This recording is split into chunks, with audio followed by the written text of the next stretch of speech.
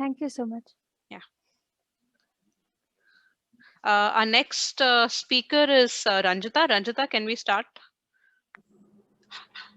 Yeah, we can. Hi. Oh, great. Hi, Ranjita. Hello. Yeah. Okay. So let me just quickly. Oh, sorry. The talk is being recorded. Is that fine with you? Yeah. Yeah, great. Okay, so I'll just briefly introduce you and then the stage is yours. Okay. So thank you all for attending this event. We're starting our second talk. It's by Dr. Ranjita Bhagwan, who's a senior principal researcher at MSR, Microsoft Research India. Her research predominantly focuses on problems related to networked and distributed systems. Ranjita has worked for more than a decade on applying machine learning to improve system reliability, security, and performance. She is the recipient of the 2020 ACM India Outstanding Contributions to Computing by a Woman Award. She's chaired multiple top conferences in the field of systems and networking. Ranjita received her PhD and Masters in Computer Engineering from University of California, San Diego, and a BTech in Computer Science and Engineering from IIT Kharagpur. Ranjita, thanks a lot for accepting our invitation. We're very excited to have you here. The stage is yours. Thank you, Bhavna, for that. Just let me know if you can see I can my see your screen, yeah. in full screen mode. Yes, yes. Okay. Before I start, I want to say hi to Vidya and thank you for that fabulous, inspirational talk. As when Vidya was part of Microsoft Research India, we used to bump into each other, and I learned a lot from her, and I hope to learn even more going forward. It was a great talk. Thank you very much, Vidya. So now let me just shift gears and talk about using data to build better systems and services. Now, I have in the last month given this talk 3 times, at least 3 times. And so there are people in this audience who have seen this, part of this at least, multiple times maybe. And so my sincere apologies to them, but I have tried to make the second part of this talk different. Let's see how that goes. I'm going to talk about some new or some different stuff that I've done, which I have not spoken about earlier in these forums.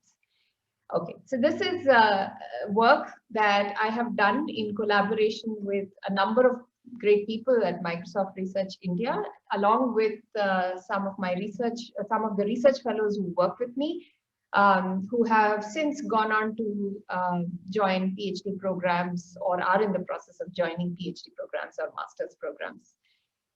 All right, without much ado, here's the motivation for this work. Over the last decade or so, we have moved from a world of where software was sold as boxed products to now being sold as cloud services. And what that has done is created multiple opportunities as well as challenges.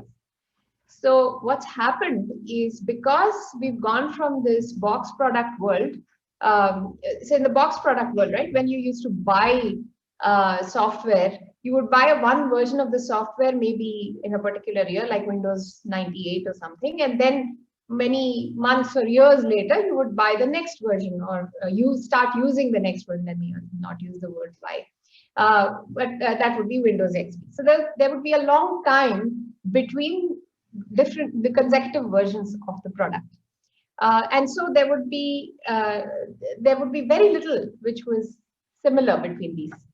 But now, because you have cloud services, you have many versions of the software being generated even in a single day. All right. And what that means, and I'm trying to show that with these, colors melding into each other of these circles, there is this inherent similarity between one version of the product, one version of the service and the next. And so that's an opportunity for us, because now we can learn from previous deployments and apply those learnings to future deployments of the service. But then there are also challenges when this happens. And the challenge is that there's some non-determinism here. So when something goes wrong, you sometimes don't know which version to blame. All right, so let me just minimize this window thing here, because it's, yeah. All right. The other big change that has happened is because of the way that we collect telemetry.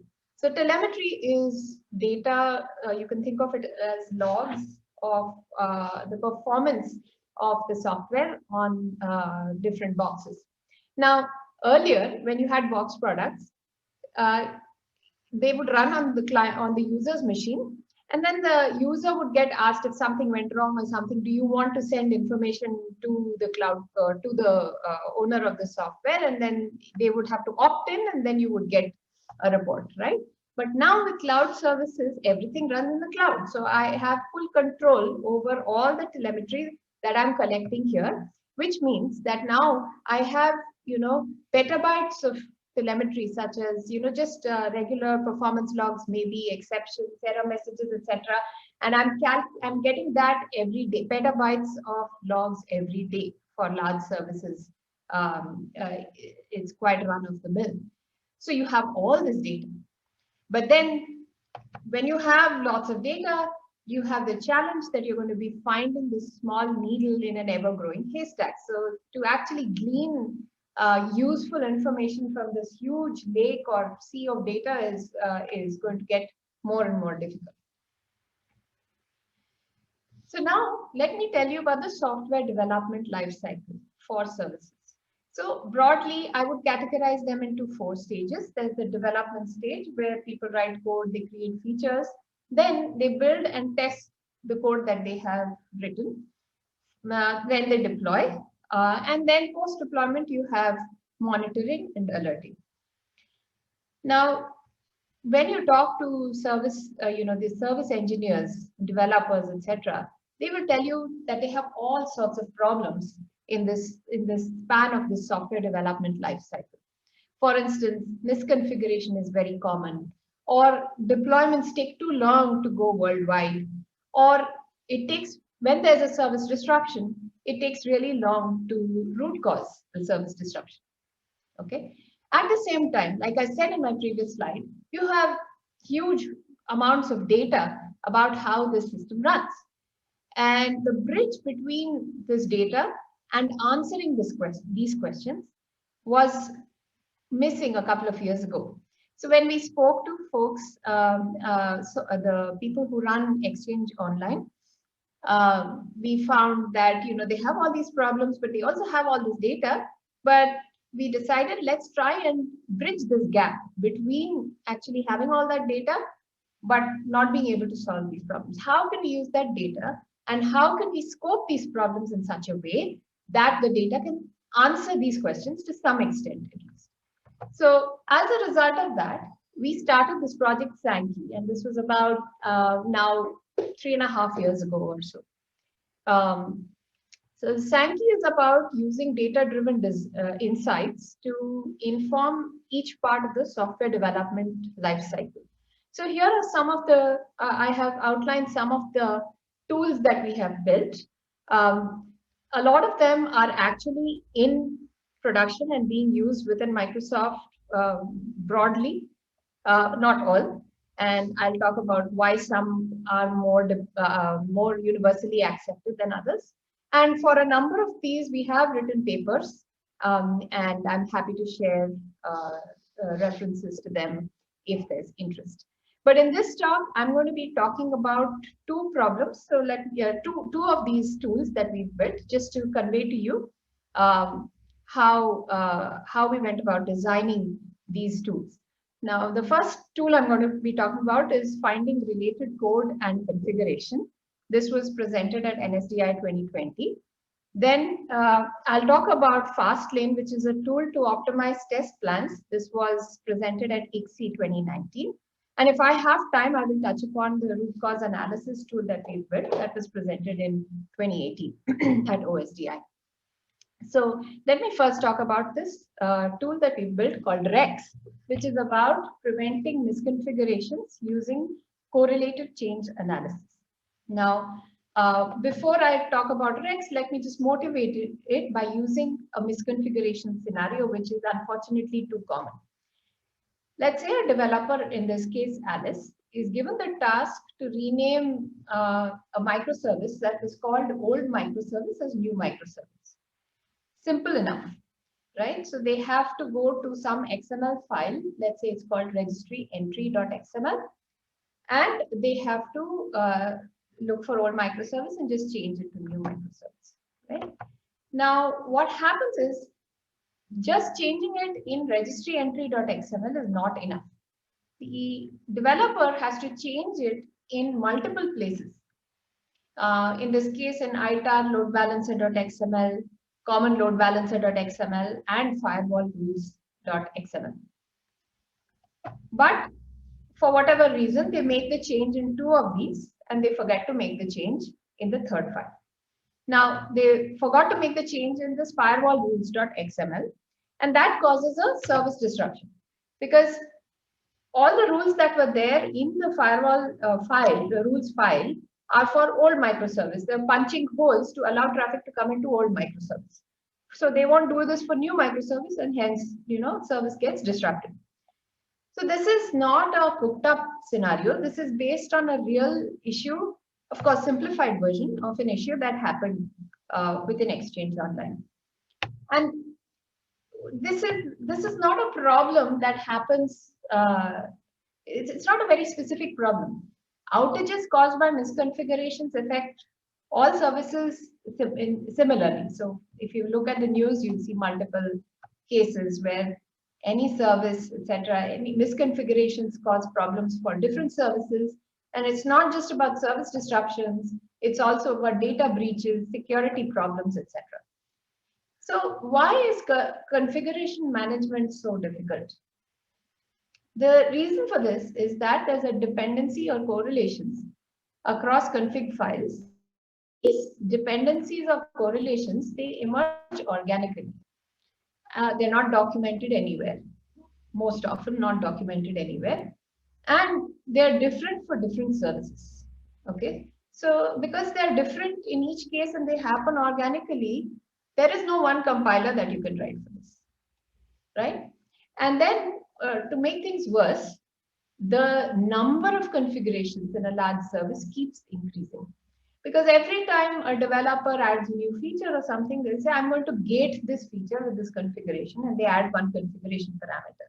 And because, a large service can have hundreds of commits every day, this number keeps going up. So this graph here shows the number of XML files for Office 365 as a function of time.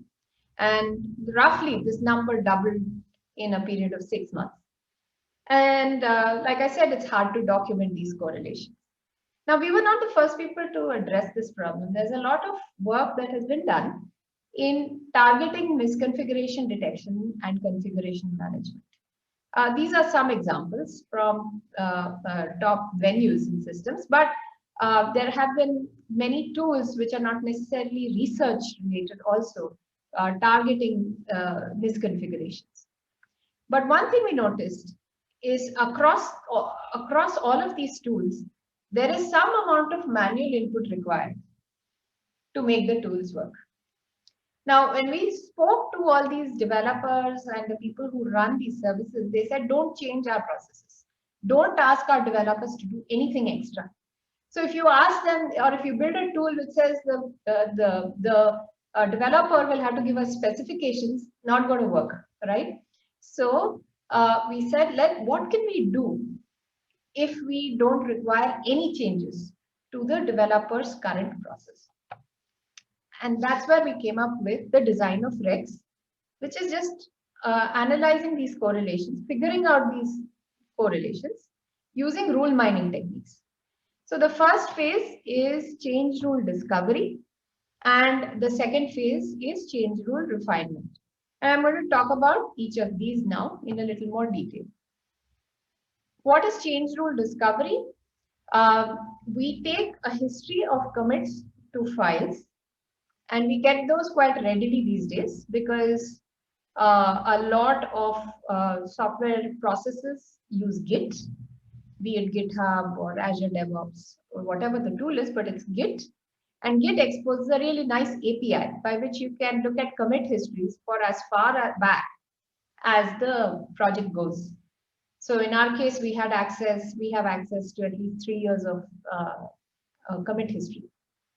And so you get all these commit histories for a file, for a project, and then you throw it at a rule mining algorithm. In our case, we used FP Growth, and this outputs a bunch of rules of the form. When you change file X, you change file Y as well. So in this case, content filter / spam rule.xml, if you change that, post content filter / spam rule.xml also has to change. And then there's a support and a confidence associated with this rule. Support is the number of commits in which both X and Y changed. This is the absolute number. And the confidence is the number of commits in which both X and Y changed divided by the number of commits in which X changed. Okay. Higher the support and higher the confidence, the better the rule. Essentially, that's what these two capture. And this is just traditional rule mining. We implemented this and we deployed this on about 50 repositories that are used within Microsoft. And the user experience was when you create a Git pull request, then within a few seconds, you'll see an automated comment on your pull request of this form. It says that consider editing this particular file because you edited this other file. And in addition, it gives you a list of pull requests where the two files were edited together so that the developer can click and see an instance of how they change together. And then, of course, we have some feedback, links, etc. We deployed this. And it was useful, but it was file level. So if you changed this file X in any way, you might have added just a comment, or you might have just deleted a comment or added a white space for that matter. We would give this suggestion. So in that sense, it was very prone to false positives. And so we said, can we do something to improve how good these rules are? So we did the second phase after this deployment. We learned a lot from the deployment, and we said we designed this change rule refinement phase. So now the idea is to understand what kind of changes in file X lead to changes in file Y. So in this example, it's an XML file, and there's a snippet of an XML file I've shown you here. And the green highlight is what has changed in that file, which is a version number. So only when that version number changes, you have to change that version number in file Y as well. But let's say if you're adding a reference to file X, you don't have to make any changes to file Y. So the idea is to learn this difference, as in what kind of change in X leads to a change in Y. So that's where change rule refinement comes in. And we use this process of inductive generalization to do this. From the commits and from the changes to the file itself, we learn generalization. In our cases, we learn mostly regular expressions and find the most specific generalization. So let me tell you what I mean by inductive generalization in this context and what is most specific generalization that we need to learn. Let's say this is our commit history. We have commit 1, 2, and 3. Outlined in green is what has changed. Okay. Or these are references that have been added. So 3 references have been added, where the only thing that changes between these 3 is this text between command config. Now you could generalize this with the regex star, but that's not very satisfying, right? Because it just generalizes everything in the world. Instead of that, you could generalize it to this, where you have these references and then everything in between, reference name. But the best one is this, right? And this is what we call the most specific generalization, where the whole thing is as specific as you can get, and the star is put for only the text that has changed. Now, manually, this is sort of easy to do, but actually algorithmically, it's not super easy, even though it's relatively simple. So we use this algorithm specifically for this called anti-unification, which works on syntax trees. So we take all these commits. In this case, again, I've highlighted 2 changes that are happening. And then we build a syntactic difference of the file compare the old commit to the new commit, and then build a tree of the difference. So you can think of this as a diffing of abstract syntax trees. And then from these abstract syntax trees, the anti-unification algorithm, which is not something we've come up with, it's been proposed 5 or 6 years ago. It comes up with this tree-based generalization, and then you can reduce that to a regex, and that's what we do. So now any rule of the form when file X changes, file Y also changes is augmented with this set of generalizations. So we now make a suggestion for file Y only if file X is changed and the code change matches at least one of the generalizations in G. Only then we make the recommendation. So let me tell you now about how we actually, the timeline of deployment, right? So in February 2018 is when we started working on this tool Rex. And then in June of 2018, we deployed just the change rule discovery on about 50 Microsoft repositories. Then based on feedback we got, we started working on change rule refinement. And we deployed that in July of 2019. And currently, the tool is deployed on thousands of repositories. But mind you, only stage 1 is deployed on thousands of repositories. Even though we did the change rule refinement, it's not been deployed on 4,000 repositories like change rule discovery has. And let me tell you, I'll explain to you why that is. But before that, I also want to tell you about how we've gone about evaluating this tool, because I think this also generalizes into these sort of data-driven tools. How do you evaluate that Rex is useful, right? So let's say that Rex flags about 100 commits, as in not really flags. So you've learned all these rules from by running configuration, change rule detection, discovery, and mining, and then the model itself, given a commit, it says that 100 of these commits are where X and Y need to change together. Of these, let's say 80 are true positives and 20 are false positives. And this is based on a regular cross-validation based, typical way of evaluating ML algorithms, right? So if you do that, then your model's precision is 80%. Yay, that's really good, okay? And this is how a lot of these papers actually present results as well, that we've built a model whose inherent precision is 80%, and that's great. But then when you actually deploy this model and use it in an application, what happens? That's important to evaluate, which we learned with time. So the 80 true positives that our tool points out, actually in those 80 commits, in 72 of those, the developer actually remembers to change X and Y together. So there's no utility or no value in flagging those 72, even though our model does the right thing, but there's no value. It's only in the 8 true positives that were missed by the developer that there is value, right?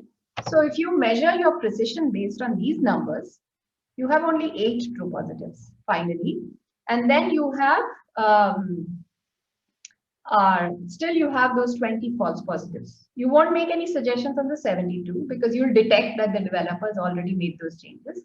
So you'll make the suggestions of the 8 true positives and the 20 false positives. So that gives you a deployment precision of 28.5%, right? Pretty low. But then if you actually look at these 8 true positives in more detail and judge, look, if I had not suggested a change and the developer had not made the change to file Y, then this would have caused a serious service disruption, or it would have caused a serious security issue, etc., right?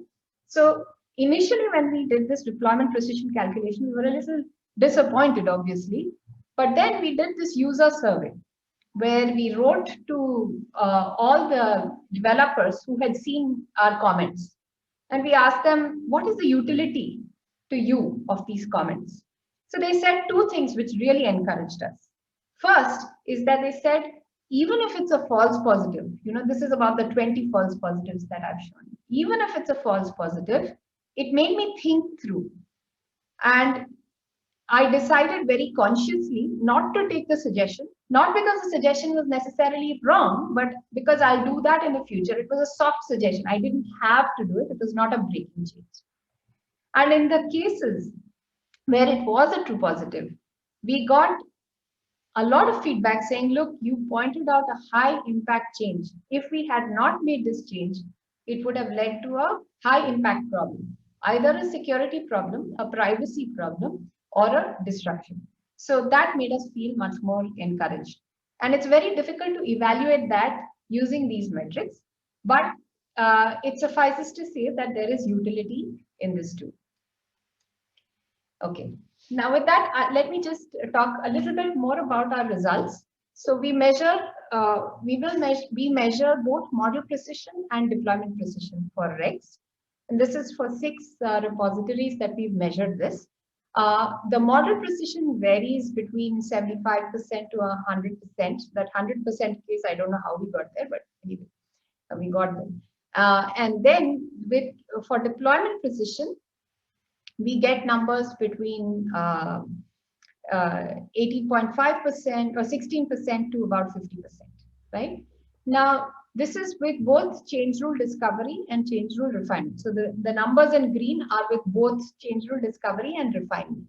The numbers in blue are only with change rule discovery. Now, what is interesting to note here is that the change rule discovery, while giving us much lower precision, right, is much more widely applicable because it does not involve parsing files. It does not involve building abstract syntax tree differences. It does not involve looking at contents of the files. That's the most important thing. And therefore, it is much more generalizable. So now that our tool is deployed widely, we understand, when you deploy it and the person who's responsible for deploying it, they're part of a product within Microsoft. They said, look, I want a simple solution which can generalize to thousands of repositories. If you give me something like change rule refinement, which will make me look at all these individual changes, yes, it increases precision, but the amount of processing power, the time required, the performance of the tool, etc., are all unfavorable to me. So I'm not going to deploy it, right? So that was an important learning too. While it's important to look at these refinements, but it's also important to recognize that the simplest solutions work more broadly. Okay, so that is the first part of my talk. So I think I have another 20 minutes. Bhavna, if you're there, could you tell me how much more I can take for talk time? Yeah, you can take another 20 minutes. 20 minutes? Or yes. Should there be some Q&A time? Yeah, we can allow about 5-10 minutes for Q&A, but I'm guessing the panelists won't mind if we start a little bit late, since we started your talk a little bit late. Okay, no, I'll try and end on time. Okay, sounds good then. Yeah, then you have about 10 minutes. Yeah, I'll use about 10 minutes. 10 to 15 maybe. I don't want you to cut down on the content, so. Sure. Yeah, thanks. Okay, so let me talk about another tool that we built, and this is for optimizing test plans. Okay, this is a tool that we built called Fastlane, and the idea was to use histories of test runs to minimize the set of tests that we run on commits, right? So a developer, whenever they make a commit, there are multiple tests run. There are unit tests that are run, but we are not targeting the unit tests. There are integration tests that are run further down the pipeline, which make sure that their change works along with other changes as well. And those are the tests that we target with this tool. So there are 3 different things that we use here to find tests that we can actually eliminate and not run in the test plan. So the first is uses risk assessment. So if a commit is, if we find that the commit is more risky, we're going to test it. If it's very safe, then we'll say no need, don't test it. Second is about test correlation. So you very often we find that two tests that run are very often testing similar functionality. So you don't need to run both, run just one, maybe the one with the shorter runtime. And then there's runtime thresholding. We found that certain tests will run for very short, whenever there's a correlation between if they pass and whether they have a short runtime, or if they fail and they have a long runtime, or vice versa. So these are the three techniques using which we can, it turns out that we can save about 8,000 hours of test plan time, but as a percentage of number of tests run, etc., it's more like 20%. So let me tell you a little bit about these three observations, which sort of reflect the same things I spoke about in the previous slide. Some changes, observation one is some changes are more likely to fail tests than others.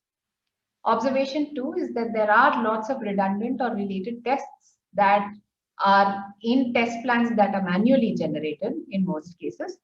And observation three is that there are intra-test correlations which lead to this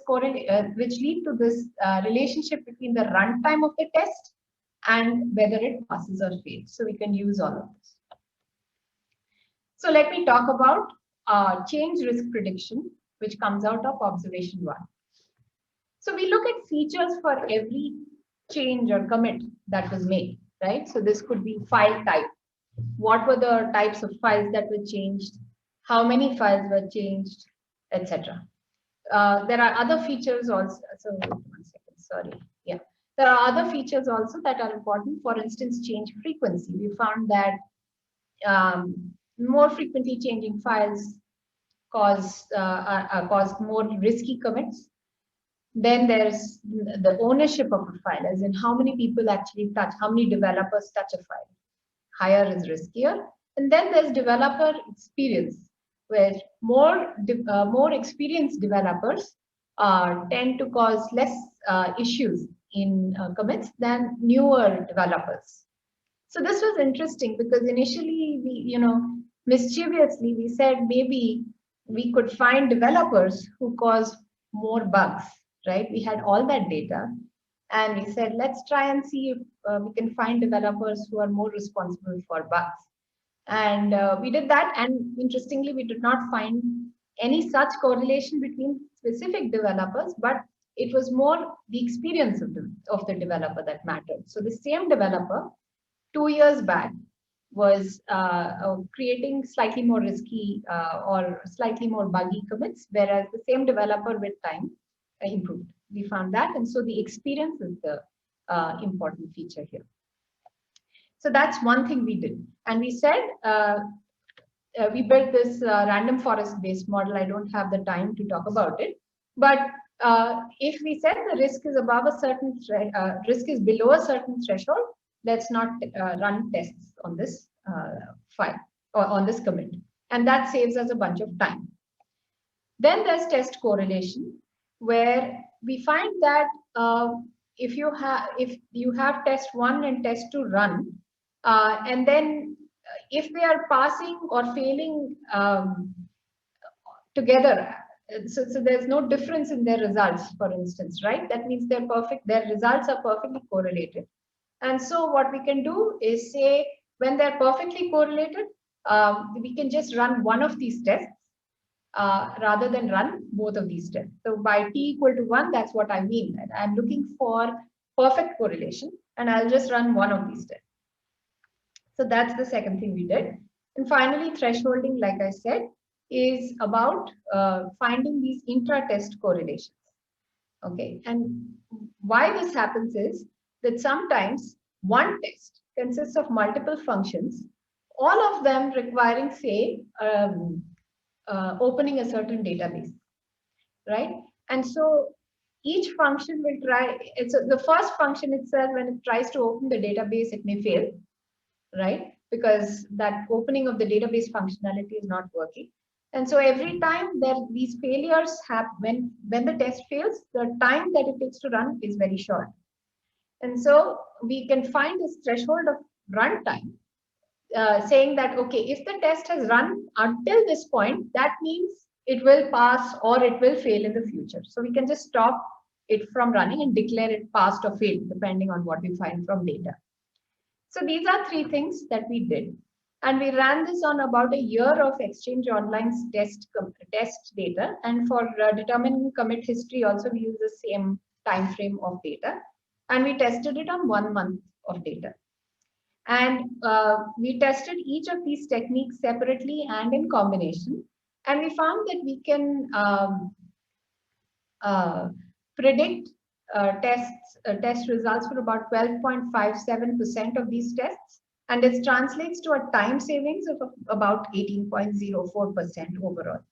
And this is rather large because when you are talking about a large service like Exchange Online, you may be spending 4 hours just testing one major commit. And so if you can cut that time down by even a small fraction, that is a big win. So that was Fastlane, which is test minimization.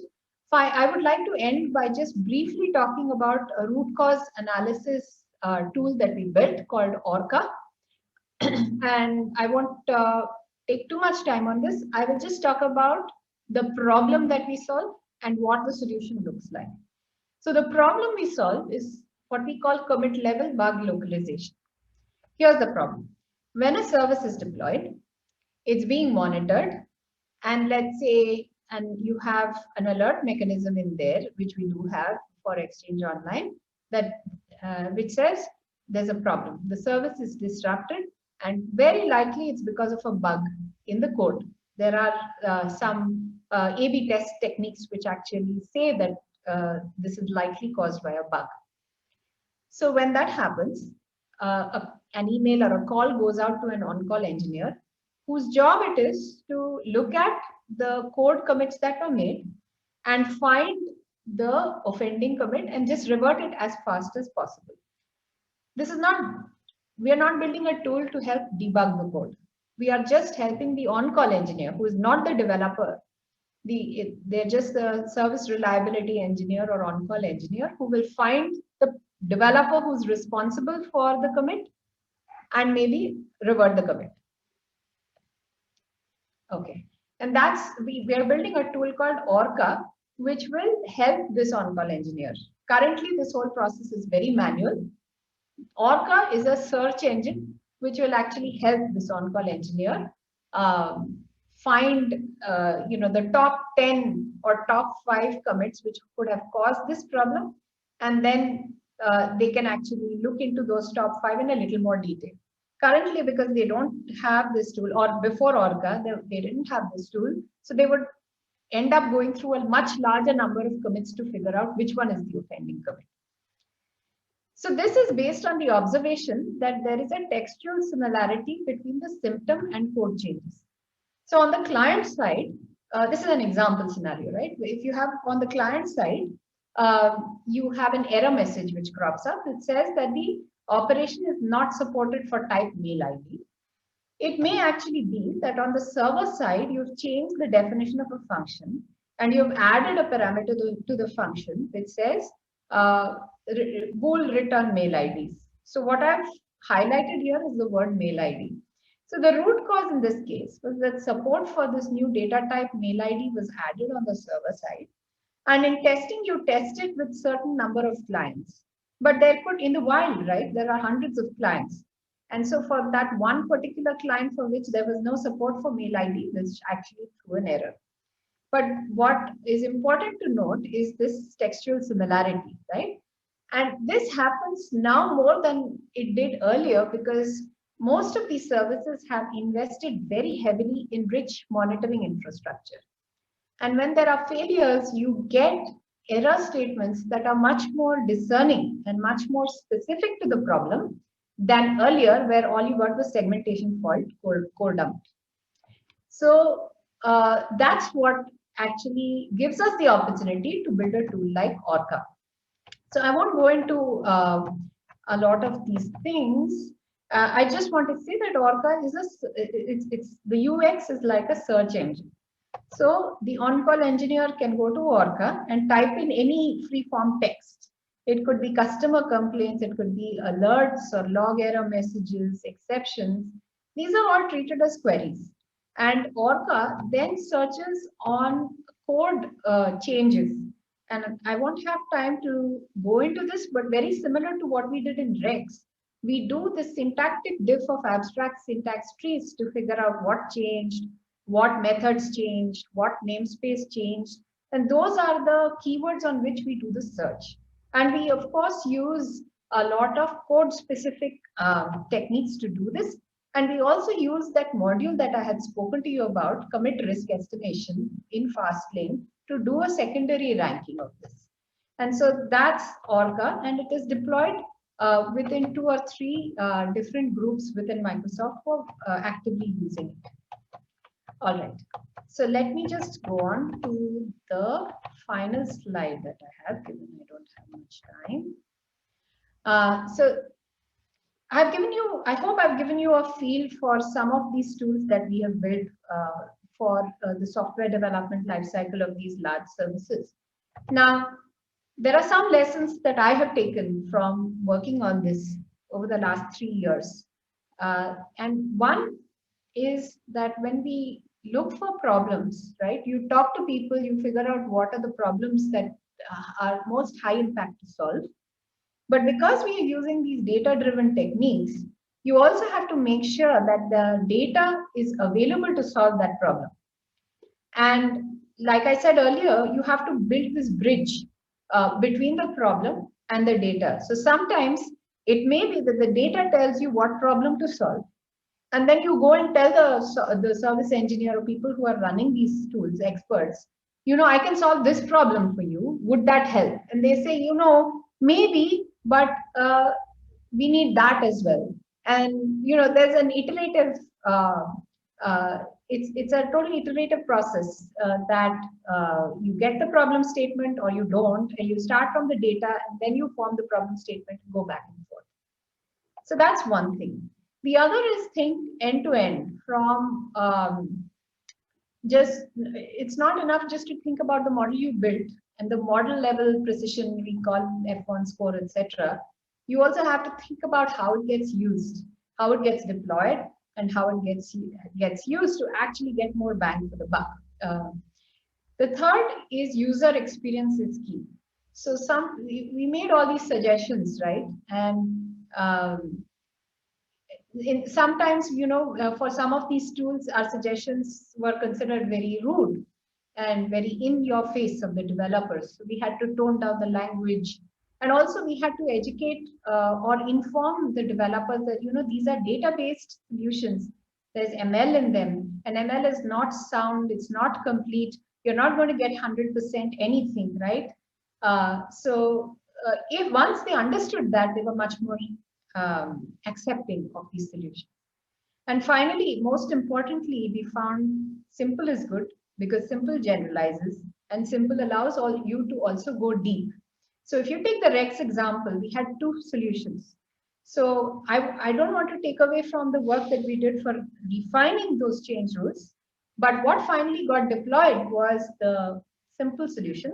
But that also allowed us to understand the difference between evaluation at the model level and evaluation at the deployment level, which we might not have done if we had just concentrated on just the techniques to solve this problem and get to 100% precision. So with that, I will end my talk, and I'm happy to take questions. Thanks so much, Ranjita. It was a really nice talk. If anyone has any questions, please use the chat box to type them. In the meantime, I actually have a non-technical question aligned more with the lesson slide that you had towards the end. You know, as researchers, we often do research which is very interesting on paper, and quite often not with the expectation that they will get deployed or they will actually, you know, it'll see the light of the day, right? But how did you make this transition, or was this something that you were always doing to actually move to something that's deployed in practice? How did you make the transition? How difficult was it? Can you just talk to us about the experience, the journey of it? Yeah. So that's a great question. So like you said in my introduction, I've been working on machine learning based solutions for many, many years now. Earlier, there was a project that I worked on called NetPrints, and it was about applying machine learning to find misconfigurations in home networks. This was, I think, about 13 years ago or so. And at that point of time, I didn't have data. So I would do failure injection in my lab. I had a setup with lots of home routers that I had bought. And then I would set up different experiments, inject failures, get data, and then do stuff, right? And I did that. It was a very bottom-up sort of project. It was, machine learning, applying machine learning to systems excites me. Why not target this problem space?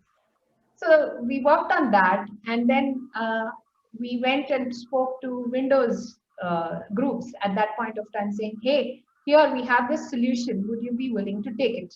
And this was after getting the solution ready. And they said, "Yeah, this is all very good. We really love the solution, etc., etc." But it was so disconnected from their pipelines. There was no way Windows could actually go and scrape router configurations on your Linksys or Netgear router, which is what we required. So that was doomed right from the beginning. That product impact was doomed. Yes, we got publications, but product impact was doomed. So this is something that we researchers are trained on, right? Very bottom up. We are very bottom up in this. We work on what excites us. Over time, I have trained myself to have a little of both. And that goes back to the first lesson that I had, which is there is this delicate balance between techniques that interest you and real world problems. And there are enough real world problems so that if you just talk to enough people, you will find some problem where a technique that interests you can apply to that real world problem. So take 6 months to a year maybe to find that problem and to find the technique that interests you. But take that time. But finally, what comes out will lead to both publication and impact. That's a learning I've had over the years. It's not been simple. Yeah. Nice. Yeah, thanks, Ranjita. Looks like there are no other questions. But anyway, thank you for a fantastic talk